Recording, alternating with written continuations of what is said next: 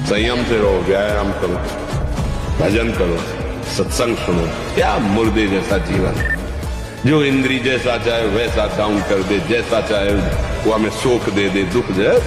थोड़ा साहसी बनो, तुम भगवान के अंश हो, तुम कुछ भी कर सकते हो, कुछ भी।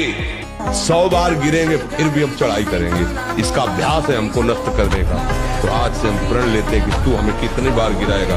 अविनाशी का बच्चा हो, अविनाशी ही हो। शरीर बदलते रहेंगे लेकिन हम तेरे को देख लेंगे, एक दिन तुम जीत जाओ। यदि आप हस्तमैथुन करेंगे नई अवस्था में तो ब्याह होने के बाद आप गृहस्थी लायक नहीं रहेंगे, संतान उत्पन्न करने लायक नहीं रहेंगे, आपकी क्षमता नहीं रहेगी। वीर है वो बल है। लघु शंका को बैठोगे, जरा सा स्पर्श करोगे, वीर निकल जाएगा, आपकी दुर्गति हो जाएगी। तुम हस्तमैथुन के लिए अपने हाथों को संयम में रखो। जिस शरीर को देखकर तुम चाहते हो ऐसा हो तो मैं सुखी हो जाऊं, उसी को कोई भोग रहा है और वो उधर से निरपेक्ष वो किसी तीसरे की तरफ देख रहा है, और वो तीसरा जिसके ऊपर वो चौथे की तरफ देख रहा है। ये है क्या? ये सब का मूल जड़ अज्ञान है, जिसमें हम फंस रहे हैं। जो साधक है 2 बजे और 3 बजे के बीच में हर साधक को उठ जाना चाहिए। ज्यादा भाई तुम बहुत रात्रि में विलंब से सोते हो तो 4 बजे तक उठो। 4 के बाद तो फिर सैया पे नींद ही नहीं आएगी। अभ्यास होता, साधना का मतलब क्या होता है? आप शरीर पवित्र रख के देखो, 1 महीना झूठा मुंह मत रखना, शरीर पवित्र रखो और ब्रह्मचर्य रह के देखो। 1 महीने में आपको ऐसा लगेगा आप देवता। 12 बजे रात्रि के नेत्र खुले, लगा अब तो 1 घंटा केवल रह गया। हम 1 बजे शौच स्नान को जाते हैं, कहीं लेट गए तो सो जाएंगे तो सोफा में बैठ गए। शाम 1 घंटा पहले से तैयारी है कि हमको स्नान जाना है। हमने बचपन में सर्दी में कभी कंबल नहीं ओढ़ा। भजन ऐसे थोड़ी, रात दिन एक करके भजन। डरो मत, घबराओ मत, गिर जाना भी यहाँ दौड़ना है। अगर गिर भी गए तो अनुभव करो कहाँ से फिसले, वहां से आप सावधान हो। मुझे डरना क्या, मुझे और उत्साहित होकर हरि का बल लेकर के इन विकारों को परास्त करना। और ब्रह्मचर्य के लिए व्यायाम अति आवश्यक है। जैसे बिल्कुल सीधे देहाती व्यायाम दंड बैठक। आज जो चेहरे पे चमक नहीं है, आज जो शरीर स्वस्थ नहीं, तो क्या भोजन नहीं खा रहे? क्या नहीं, सब खा रहे पर व्यायाम नहीं, संयम नहीं। इसके कारण न चेहरे पे तेज न बुद्धि में प्रकाश। बुद्धि चतुर है पर उसमें ज्ञान का प्रकाश नहीं है। खूब खा पी रहे हैं पर शरीर में बल नहीं है, अध्यात्म बल नहीं, क्योंकि काम आदि ने शरीर को नष्ट कर दिया। आपको जो चाहिए वो मिल जाएगा, पक्का मिल जाएगा। हमारा विश्वास है, हमारा अनुभव है, जो चाहिए वो मिल जाएगा। जो चाहिए कर तुम, अकर तुम, अन्यथा कर तुम, सर्व समर्थ। ऐसे चमत्कार तुम्हारे जीवन में होंगे कि तुम आश्चर्यचकित हो जाओगे। केवल भगवत नाम का आश्रय ले लो, कृष्ण कृष्ण बोलो, राधा राधा बोलो, आप खुद देख क्या चला जाता है। अंदर ही अंदर मनन करते रहो, बाहर से खूब काम करते रहो, क्या परेशानी होनी। और अगर विजय ना हो जाए तो मैं बताऊं, 1 साल में आप बदल जाओगे। 1 साल में चेहरा बदल जाएगा, जीवन बदल जाएगा। नाम जप करो, आध्यात्मिक शक्ति बढ़ाओ, व्यायाम करो, शुद्ध भोजन करो, शारीरिक शक्ति बढ़ाओ, अभी आप बलवान बन जाओगे। बलवान कौन है? दूसरा गाली दे रहा, आप सह गए उसे बलवान कहते, उसके थप्पड़ मार दिया उसे बलवान नहीं कहते। बल आप में क्षमा है तो आप बलवान हैं। काम को आप जीत रहे हैं, आप बलवान हैं। ब्रह्मचर्य से तत्काल प्रभाव बढ़ता है। क्या? स्मरण शक्ति। बहुत ध्यान देने की बात है।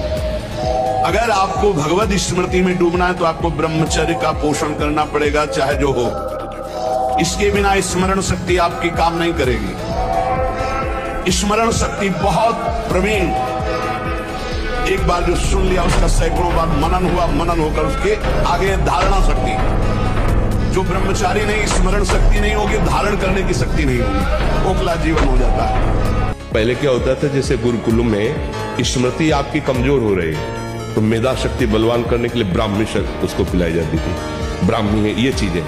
क्यों? क्योंकि उनमें इतनी शीतलता, उनमें पौष्टिकता है कि वो वीर का वर्धन करके वीर को रोकेंगी। खास बात उसमें होती थी। अब हम इस बात को ना समझ करके फ्रेंड बनाते हैं और वो विनाश का खेल खेलते हैं जो हमारी शारीरिक, सांसारिक और पारमार्थिक दोनों उन्नति का नाश कर देता है। तुम्हें धनी बनना है, अनुष्ठान कीजिए। हम कह रहे किसी विशेष मंत्र आदि की तरफ न बढ़िए, बोलिए राधा राधा। क्या चाहिए आप? कृष्ण कृष्ण बोलिए। सब मंत्रों का सार है नाम में। आप बोलिए तो नाम। हनुमान जी को कोई परास्त क्यों नहीं कर पाता था? दो कारण थे, चरित्र पवित्र, चरित्र पवित्र और भगवान का चिंतन। हाहाकार मचा दिया, ऐसे जैसे उठता नहीं लगाया जाता, ऐसे ऐसे पकड़ के राक्षसों को मसल देते। एक भूसे में हजारों के बाल ब्रह्मचारी और भगवान की शक्ति से संपन्न। सिद्धासन में, पद्मासन में 4 घंटे 6, आप 20 मिनट बैठ के देखो, यहाँ की नसें टूटने लगेंगी और आपके भयंकर ऐसा नहीं दर्द होता, ऐसा लगता है कि बस उठो। बस उसी समय गंभीरता से मनीराम की डॉक्टरी हो रही, उस समय शांत अंदर से चिंतन करो, ये तप हो रहा है, मन निष्पाप हो रहा है। धीरे धीरे शून्यावस्था आई, 2 घंटे 4 घंटे 6 घंटे, मन जाएगा ही नहीं। ब्रह्मचारी का सौंदर्य प्रस्फुटित होता है, एक नूर उसके चेहरे पे झलकता है जो ब्रह्मचर्य को धारण करता है। एक नवीन आकर्षण, बालवत चेहरा, एक आकर्षण होता है भागवती। और जिसका ब्रह्मचर्य पुष्ट होने लगता है, उसके शरीर से सुगंध आने लगती है। जब हमारा पाप कर्म बन जाता है और कोई उसका दंड नहीं मिलता तो हमको डिप्रेशन में उतारता है। ये दंड है, हर समय भयभीत रहना, व्यर्थ की कल्पना करना, व्यर्थ की चिंता करना। ये उन्हीं पापों का फल है जो ओपन नहीं हुए, जिनका कोई दंड नहीं मिला।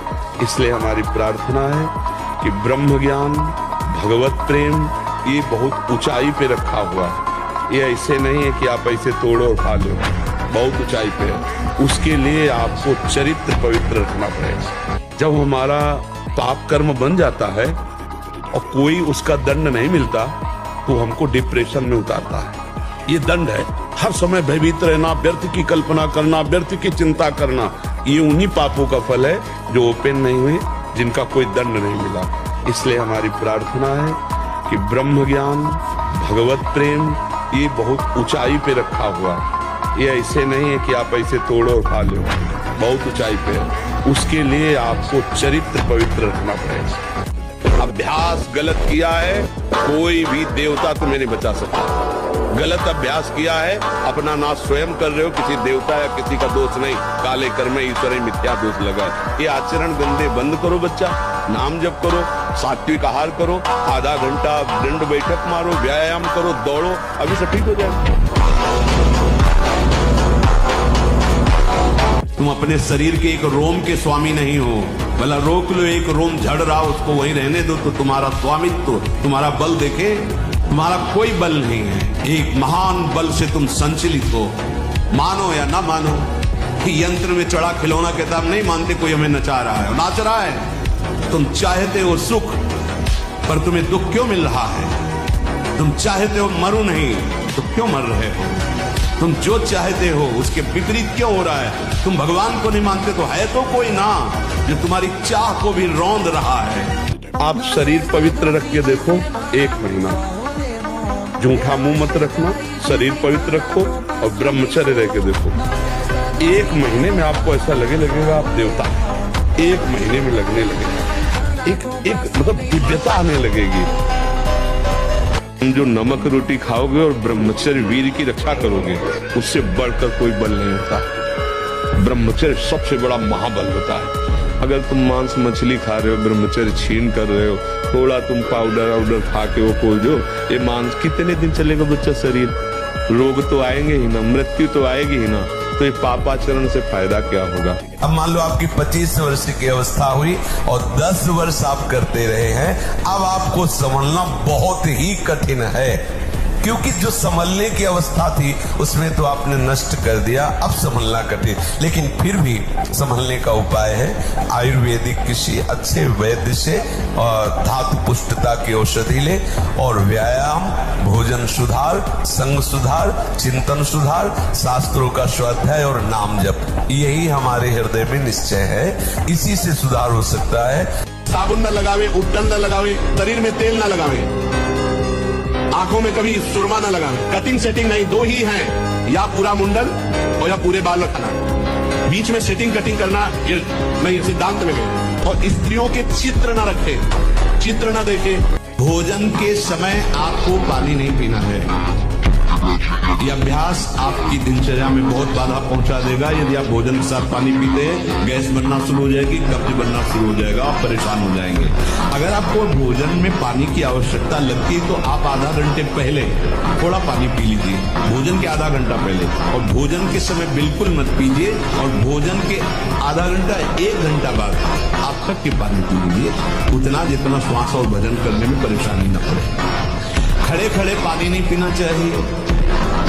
रात्रि में सोने के समय गर्म दूध नहीं पीना चाहिए। अगर आप ठीक नियम से चलेंगे तो 6 महीना लगेंगे आपको उसको कवर करने में, 6 महीना लगेंगे। और अगर आपने प्रमाद स्थिति की, वो तो निकल ही जाता है, फिर हमको करने से क्यों मना किया जाता है? तो आप देख लेना, कुछ समय बाद आपकी हालत बहुत गंभीर हो जाएगी, जो आप बता भी नहीं पाएंगे किसी से। क्या गंभीर हो जाएगी? आप ऐसे ही साधारण क्रियाओं में ब्रह्मचर्यहीन हो जाएंगे, ऐसे ही छुएंगे वैसे आप ब्रह्मचर्यहीन हो जाएंगे। इस क्रिया के द्वारा सबसे पहला धक्का हृदय पर लगता है। इसका धक्का बार बार लगने से यक्षमा, हृदय रोग और स्मृति का नाश ये शुरू हो जाते हैं। यही रोग हुआ था विचित्र वीर को। 2 पत्नियों के संयोग में बावरे हो गए, समझ नहीं पाए सिद्धांत को। भयानक हृदय रोग, हृदय का कमजोर हो जाना, जरा सी बात में घबराहट पैदा होना, डर जाना, उत्साहहीन हो जाना। है क्या बात है, एकदम कोई बात नहीं, बेमतलब कल्पना में पर ये आपके ब्रह्मचर्य नाश का लक्षण है। ब्रह्मचर्य का एक बहुत बड़ा प्रताप होता है, तो एकदम हर नस नाड़ी में एक अव्यक्त तेज रहता है, अव्यक्त उत्साह रहता है, ओज रहता है। कोई भी कार्य, जैसे कि परिक्रमा चला जाए, हाँ ये थोड़ी आगे हम किडनी फेलियर है, पर हमारा उत्साह इतना जोर का रहता है कि किसी कार्य में निगेटिव सोच है ही नहीं, पॉजिटिव है, तो हम आनंदित रहते हैं। अब जैसे ये तो फेल हो गया, तो हम पॉजिटिव हो गए। भगवान कोई न कोई रास्ता तो रखे होंगे ना। अब हम चिंतित नहीं होंगे अब क्या होगा, हाय क्या होगा, वही होगा तो मंगल विधान। यदि आप मन को प्रसन्न करना चाहते हैं तो किसी भी व्यक्ति, वस्तु, स्थान का इसे संबंध न रख ले पावे, ये सावधानी रखना। और होता क्या है, बोले चलो मनोरंजन करते हैं, कहाँ? किसी व्यक्ति में, किसी वस्तु में, किसी स्थान में, किसी द्रव्य में। होता क्या है, मनोरंजन होता नहीं, एक नई जलन, एक नई चिंता, एक नई कामना, एक नई वासना, एक नया फंसाव। चले थे आनंद लेने और फंस गए।